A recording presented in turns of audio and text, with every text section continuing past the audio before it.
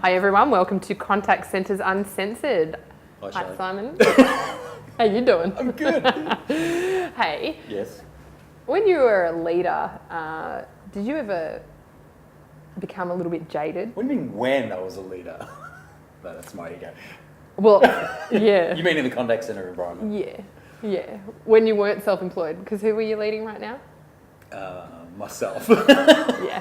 Okay. So I think I'm doing a good job. Yeah, I think you are too.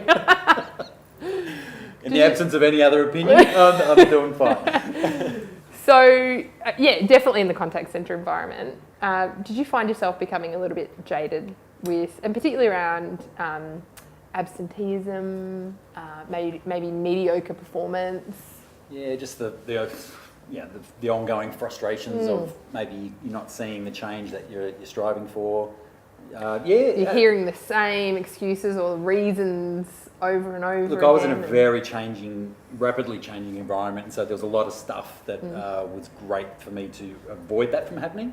And at the stage in my career, in terms of a high level of energy and trying things out and trying to not be mediocre and affect change. But of course, even within that overall context of not being jaded, there were certainly days and moments where you just you got to keep going and bring something to the table to get your energy up. So it's a bit of a downward spiral. I know that when I first entered a leadership role, it was within the contact centre environment, and I think my previous manager actually said to me, "Be careful of not becoming jaded as a manager." So you get people calling in sick, or you get people not doing what they need to do, and give you all of the reasons, and you hear them again and again and again, and you stop. I know for myself, I actually stopped believing everyone.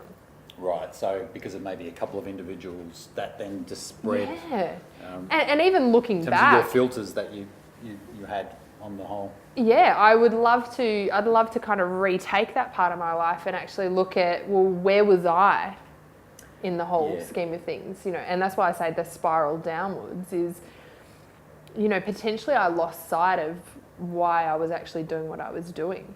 So, because I thought this has popped in if you've got an issue with absenteeism, then self-reflection, I put that responsibility onto you. And if in that context. Absolutely. And I think on reflection it probably was a lot to do with me and my motivation for being there and the energy that I felt that I was giving out every day, and I wasn't feeling that coming back. And so rather than looking for opportunities to get that back, I took it out probably on my team. So externalising that, it's someone else's fault, it's someone else's responsibility. Yeah. They're not doing the right thing by me, almost as the boss. Yeah. So was that boss thinking as opposed to possibly the best way to think of it, what the best do to be great managers and great leaders is to be in service to someone else.